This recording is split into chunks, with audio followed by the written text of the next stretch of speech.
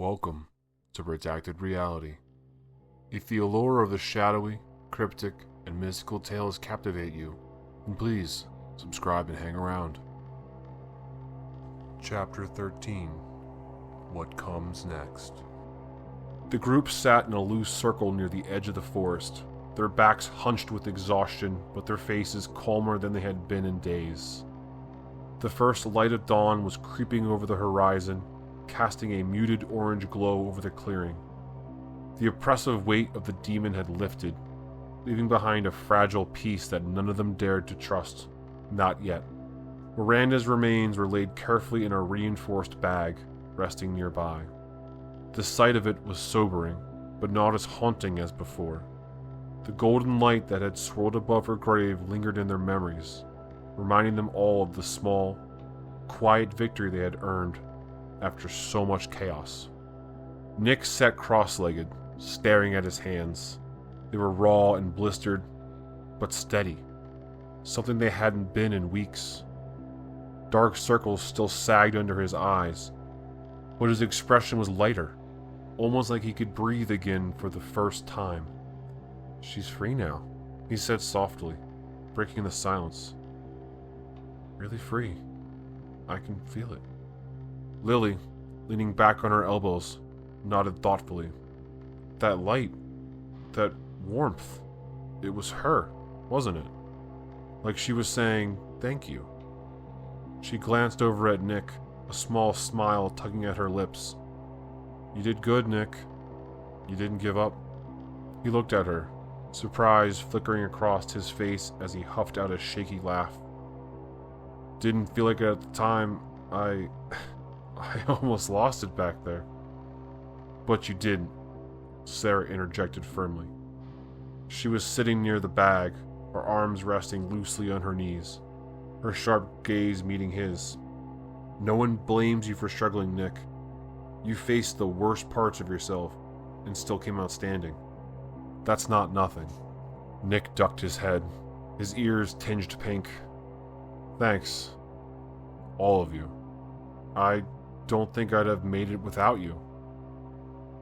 "Well, obviously," Marcus muttered, though there was a teasing lift to his tone. He leaned against a nearby tree, wiping dirt from his machete. "You were a mess," he added with a smirk, though it softened as his eyes met Nick's. "But you pulled through. We all did." Lily shot Marcus a sharp look.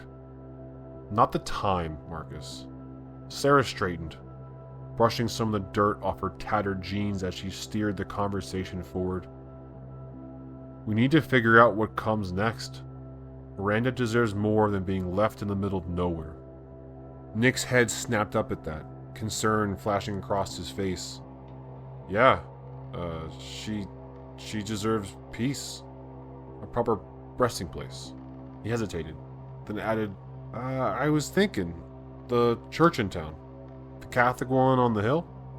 I don't know. It feels like the right place." "That church?" Marcus tilted his head, slightly skeptical. "You sure? Place gives me the creeps." "It's not about us, Marcus," Lily said, brushing back her hair and sighing.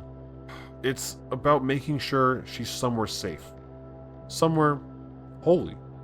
That might even keep the demon from finding some way back." She glanced at Nick. "I think it's a good call. She needs to be somewhere sacred." Nick nodded quickly, brow furrowed in thought. "It'll feel right. I think it's what she'd want." "Feels strange to be talking about this now," Marcus murmured, sliding down the tree to sit cross-legged on the ground. "After everything, we're just making burial plans?" "Because she's gone," Sarah replied, her voice calm but firm. "And this isn't about us anymore. This is about we owe her." A heavy silence settled as the weight of what they had accomplished mingled with the realization of how much there was left to do. The tension between the relief and lingering dread lingered like humidity in the air.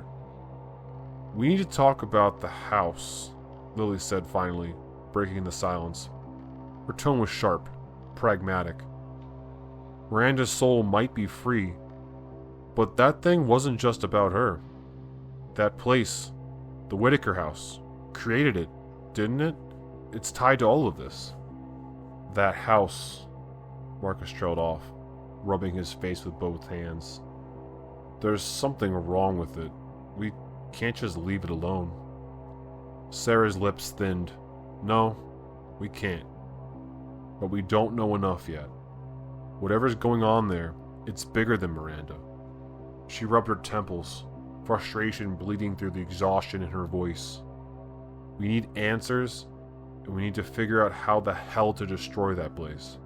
Nick inhaled deeply, a steadiness in his voice that hadn't been there before. We can't destroy it if we don't understand it. That's where we start. Research. Everything we can find. Records, history, everything. He paused, his gaze flicking to each member of the group. It doesn't get to take another soul. For a moment, the group was quiet, their shared determination settling into place.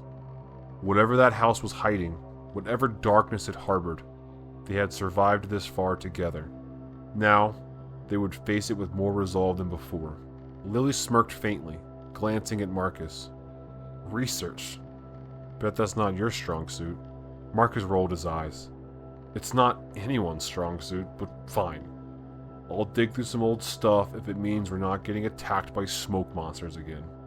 A small laugh escaped Nick, and Sarah even cracked a smile. Though it was faint and fleeting, they were all battered, bruised, and too damn tired to laugh properly. But still, they were together, and that had to count for something. Okay, Sarah said decisively, standing and dusting her hands. First, we get Miranda to the church and give her the rest she deserves. Then, we figure out the Whittaker house. She looked around at the others, her voice sharpening. We survived it once, we'll do it again. Together. They nodded, one by one, their shared purpose anchoring them against the shadows that still hung faint but present in the back of their minds. The fight wasn't over, not by a long shot, but for the first time, they felt like they might actually win.